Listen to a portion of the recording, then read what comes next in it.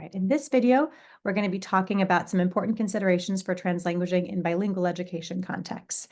We've talked so far about how translanguaging can really be a powerful pedagogy for bilingual and multilingual learners because it's a way to affirm their dynamic and holistic bilingual or linguistic repertoires and really think about how we can strategically bring those repertoires into the classroom in meaningful ways to support their learning and affirm who they are as bilingual and multilingual children.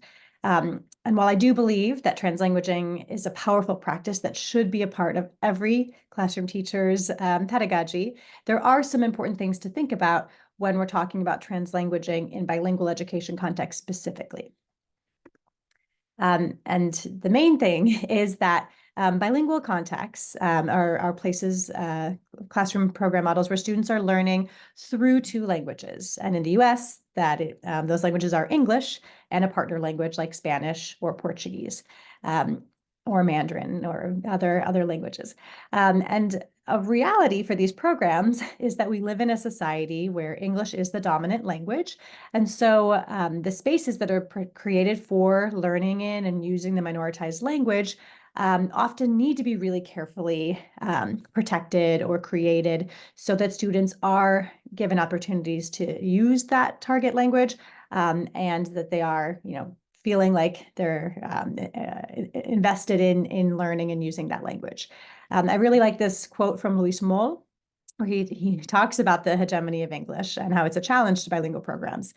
He says, anybody who has studied bilingual programs can tell you there's no keeping English out. If you push English out the door, it comes back in through the window. And I also love this metaphor that Swallows has used to talk about English more broadly, globally. He calls English the T-Rex of the linguistic world. And I do think that that is true for many of our bilingual programs. English can kind of take over spaces meant for the minoritized language, for Spanish or Portuguese. So that's something to consider, right? And we know from research in dual language bilingual contexts that students often prefer English, especially as they get into the upper grades.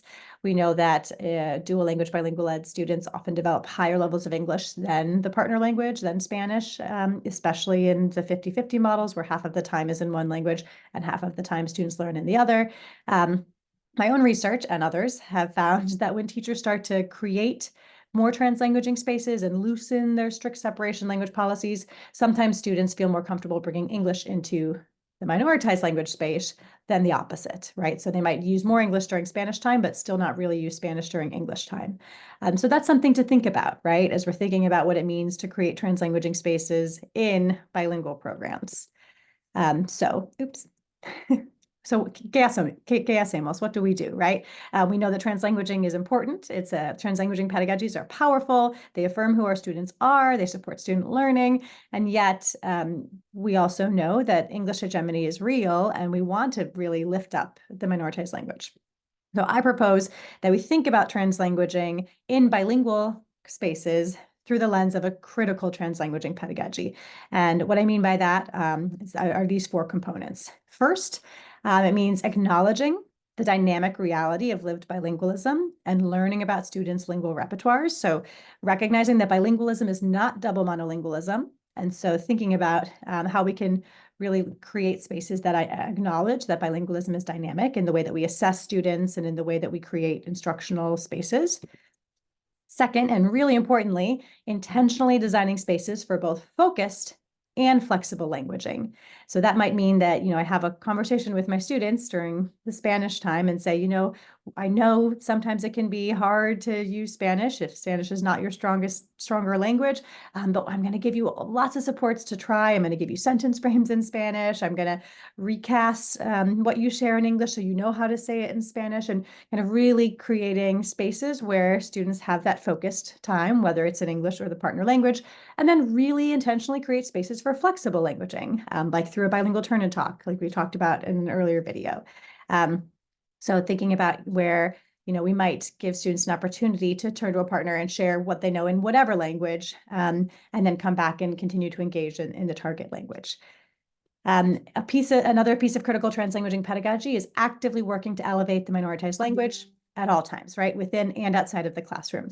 So that means in my classroom, making sure that Spanish has a presence, right? Even if I'm the English side teacher, maybe that means that I have anchor charts that are bilingual, right? Because I'm elevating Spanish. In the hallway, as we walk around the school, do students see Spanish in a position on top of English maybe, or larger than English?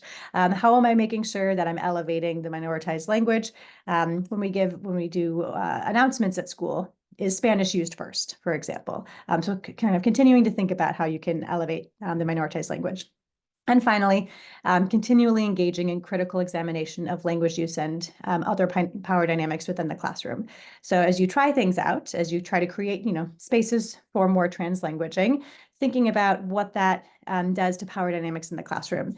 Do you notice that your more English dominant students are translanguaging more than your Spanish dominant students? If so, maybe you might want to shift towards more focused language spaces and fewer flexible language spaces to kind of try to balance out that power dynamic. So it means that you're always kind of thinking about language and power as you are designing these meaningful spaces for both focused and flexible language. So with that, we'll continue to kind of dive deeper into some of these topics as we move into the applied portion of our course. But I wanted to give you now kind of a framework for thinking about how translanguaging can still be a very powerful practice in bilingual classrooms with some critical things to think about as you're beginning to engage in that work.